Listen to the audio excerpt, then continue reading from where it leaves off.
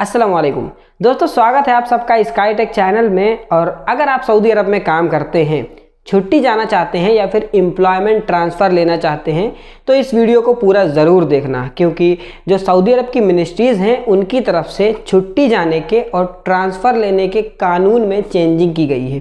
तो अगर ये वीडियो आप पूरी देखते हैं तो मैं आप लोगों को ठीक से समझा दूंगा कि आखिर कानून में क्या चेंजिंग की गई है और इससे आपका क्या फ़ायदा और क्या नुकसान हो सकता है।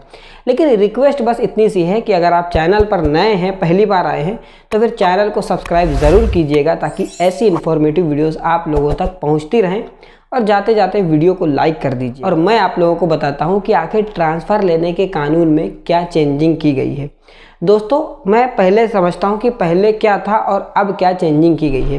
पहले ये था कि जब आप एक कफ़ील से दूसरे कफ़ील के पास या फिर एक कंपनी से दूसरी कंपनी में ट्रांसफ़र लेते थे तो आपका ट्रांसफ़र लेने की फ़ीस और आपके इकामा की फ़ीस, रिन्यू करने की फ़ीस सारी आपका नया कफ़ील पेमेंट देता था। उसका जिस कफ़ील के पास आप जा रहे हैं वो देता था। लेकिन जो HR मिनिस्ट्री है उसने इस कानून को उलट कर दिया है। देखिए, ट्रांसफ़र ज़्यादातर तभी होता है जब आपका इकामा एक्सपायर पड़ा हो पहले से। तो अगर आपका इकामा एक्सपायर पड़ा है और आप ट्रांसफ़र लेना चाहते हैं तो जब आप ट्रांसफ़र लेंगे तो अब ये कानून लगा दिया गया है कि आपके इकामा रिन्यूअल की फ़ीस, आपके जो रेसिडेंटी है जिसके मकतब अमल फ़ीस भी कहते हैं, आपका इकामा रिन्यूअल की फ़ीस और जो लेट हो चुका है, इकामा आपका रिन्यू नहीं हो रहा था तो लेट तो हो चुका है, 500 रियाल फ़ाइन पड़ेगी। वो वाली फ़ाइन और इकामा रिन्यूअल की फ़ीस आपका करंट कफ़ील जिसके पास से आप जा रहे हैं उसको पेमेंट करनी होगी। इसमें डिसएडवांटेज ये है कि जब आप किसी कफ़ील के पास से जा रहे हैं, छोड़ के जा रहे हैं, उसके पास काम ही नहीं करेंगे तो वो आपका इकामा रिन्यू करने में आनाकानी कर सकता है, मना कर सकता है। लेकिन आपसे इतना भी कहा जा सकता है, हो सकता है आपकी कंपनी या कफ़ील आपसे ये कहे कि जब आप इकामा की फ़ीस दोगे तभी आपका ट्रांसफ़र दिया जाएगा। ऐसे में आप लीगल एक्शन ले सकते हैं। आप इकामा रिन्यू की फ़ीस ना दें, क्योंकि सऊदी अरब के कानून के हिसाब से आप जिसके पास काम कर रहे हैं, जिस कंपनी में काम कर रहे हैं, आपका रेसिडेंसी यानी कि मकतब अमल फ़ीस, आपका इकामा कार्ड की जितनी भी फ़ीस है आपकी कंपनी या फिर कफ़ील पे करेगा। ठीक है, तो अगर आप ट्रांसफ़र ले रहे हैं, एक कफ़ील से दूसरे कफ़ील के पास जा रहे हैं और आपका पुराना वाला कफ़ील आपका इकामा रिन्यू नहीं करता है तो अगर आपसे कहता है कि आप फ़ीस दो तभी वो ट्रांसफ़र देगा तो आप ऐसा ना करना, आप मकतब अमल का सहारा ले सकते हैं। तो यही मेजर चेंजिंग की गई है इस कानून में कि पहले क्या था, पहले नया वाला कफ़ील आपकी सारी फ़ीस भरता था, लेकिन अब इकामा रिन्यूअल की और लेट पेमेंट आपका पुराना कफ़ील ही भरेगा। ऐसा इसलिए किया गया है क्योंकि काफ़ी सारे लोग ऐसे थे, काफ़ी सारी कंपनी या फिर कफ़ील ऐसे थे कि 1 साल तक या फिर 6 महीने तक के आपका इकामा रिन्यू नहीं करते थे और जब आप ट्रांसफ़र लेते थे तो वो सारी चीज़ें उनसे छुटकारा मिल जाता था उनको, और नया वाला कफ़ील सारी चीज़ें भरता था, सारी फ़ाइन, सारा इकामा का रिन्यूअल फ़ीस सब वही भरता था। इसीलिए ऐसा किया गया है ताकि अगर ट्रांसफ़र भी देना हो तब भी आपका कफ़ील आपका रेसिडेंसी रिन्यूअल करके रखे। और अब हम बढ़ते हैं अपनी अगली अपडेट की तरफ जो कि जवाज़ात की तरफ से आई है।